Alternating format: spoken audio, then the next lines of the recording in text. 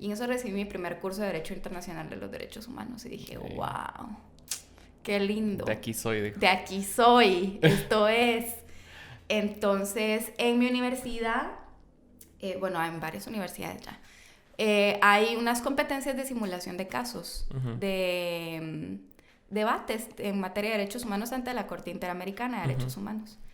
Y en ese tiempo, cuando uno se metía a esos concursos, si uno sacaba cierto punteo, le quitaban casos de la práctica.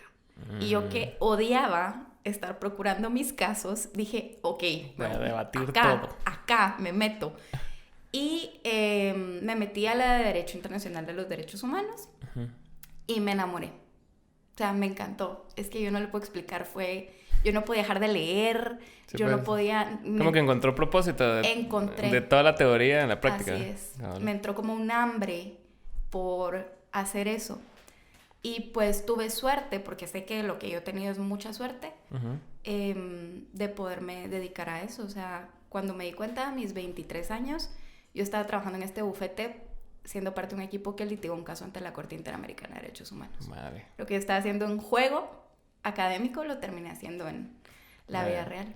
Y en ese de los derechos humanos y todo lo que usted hace, o sea, ¿cómo se plantean metas como a largo plazo para ir resolviendo los problemas? O sea, porque los problemas son infinitos. Entonces, ¿cómo hacen para determinar, o sea, este mes vamos a atacar esto, o estos 6 meses, o este año?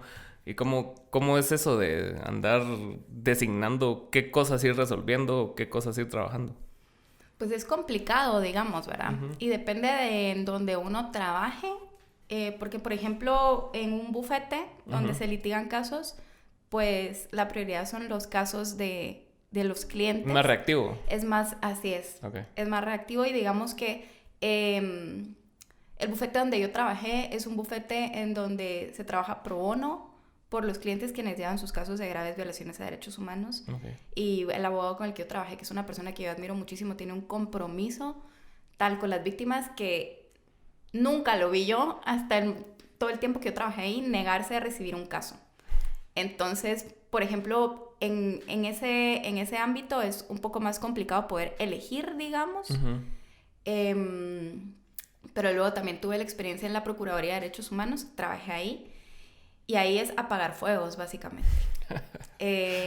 Muchas veces, pues sí, los temas de derechos humanos tienen que ver mucho con la coyuntura. Claro. Y bueno, aquí en Guatemala, todos los días hay violaciones a los derechos humanos, ¿verdad? En la salud, en la educación, en la alimentación. O sea, hay todas las violaciones a derechos humanos que usted se puede imaginar, casi todas están ocurriendo mientras usted y yo estamos hablando aquí en Guatemala, ¿verdad? Entonces ahí también es un poco complicado poder decidir porque es hay eso. Mucho. Hay mucho y es reaccionar. Es muy, muy reactivo. Pero luego yo ahorita estoy trabajando en una organización no gubernamental internacional que digamos que sí tiene esta ventaja de poder enfocarse en problemas determinados, ¿verdad? Porque trabajamos con proyectos. Entonces, por ejemplo, nosotros estamos trabajando en un proyecto que está finalizando este mes sobre trata de personas. Entonces llevamos los últimos 3 años trabajando en trata de personas en Guatemala, El Salvador y Honduras. Entonces digamos que dependiendo de donde uno esté, tiene como mayor margen de maniobra y de, sobre todo, de selección de sí, pues. en qué trabajar, ¿verdad? Y cómo hacerlo. Sí, porque una ONG parte de una idea de lo que quiere combatir. O sea, está como más enfocado en un solo tema. Sí, de hecho nosotros ya es muy institucional. Su camisa. Para que lo tomen en cuenta, me puse la camisa. En la organización donde trabajo es una organización de abogados. Okay. Y nuestro trabajo es facilitar el acceso a la justicia de personas en situación de vulnerabilidad. Entonces nosotros lo que hacemos es trabajar con víctimas para que puedan tener acceso a representación jurídica. Esto se traduce en procesos judiciales en donde logren sentencias y reparaciones por violaciones a sus derechos, ¿verdad? Entonces sí, digamos que es muy específico y ahí tomamos áreas que nos interesan en nuestros países de intervención, sobre todo con los anteojos de grupos en especial situación de vulnerabilidad, como víctimas de trata de personas, mujeres víctimas de violencia sexual, niñas víctimas de violencia, ese tipo de cosas. ¿Y usted por qué cree que siempre... Usted decía que Guatemala siempre está en conflictos? Primera persona que trata de usted en este podcast. Pero... Eso pensé, ¿sabe? Sí. Que cuando venía dije, a Alan todo el mundo lo trata de tú en su podcast, pero nosotros nos tratamos de usted, va a ser rarísimo. Tanto respeto. Sí, ¿qué le diré? Pero sí, o sea, ese clima político que siempre está polarizado, siempre está como en constante pelea, ¿es provocado o es natural de nuestra... como guatemaltecos, que siempre tenemos que estar en conflicto? O sea, porque la humanidad es así en general, ¿va? O sea, siempre van a haber intereses y gente que tiene agendas, pero ¿por qué sucede tanto aquí? O sea, nos vamos a poner densos. No, obvio. Pues yo no hablaría de si es provocado o no. ¿O cuál es su interpretación de qué es la raíz de todo? O sea... Bueno, es que Guatemala está construido, o sea, la construcción del Estado-nación moderno guatemalteco está construido sobre bases altamente desiguales. Y yo creo que esa desigualdad es una de las principales razones por las que hay tantos, yo no diría conflictos, pero hay tantas situaciones aquí en Guatemala que traen consigo la violación a los derechos de muchísimas personas de muchísimas formas, ¿verdad? Aunque...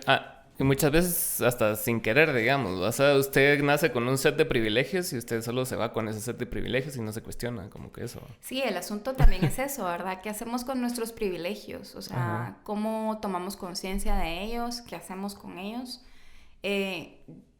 Con esto no quiero decir que todo el mundo tenga que poner sus privilegios al servicio de la otra persona o no, pero yo creo que ya con el mero ejercicio de estar conscientes que somos personas privilegiadas ya hacemos una gran diferencia. Pero yo sí creo que todas esta situación, la pobreza, los conflictos agrarios, todo está muy, muy relacionado con esta construcción del Estado-nación moderno basado en la desigualdad profunda, la discriminación también,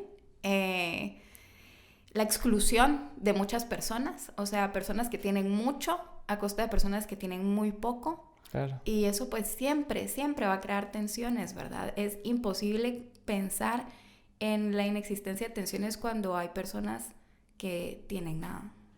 Sí, es complicado. Sí, porque el otro día estaba viendo, no me acuerdo quién era que estaba hablando de eso, acerca de que celebraba que Elon Musk iba a pagar sus impuestos, una cosa así. Y el chavo dijo algo así como que, o sea, es lo mínimo que tenés que hacer, ¿va? Porque te estás beneficiando de todas las estructuras, de todos los impuestos que todos pagamos, ¿va?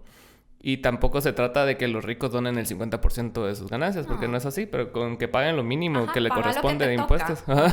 Así como usted, así como yo, que pagamos nuestros impuestos, lo que nos toca. Ya hace una diferencia importante.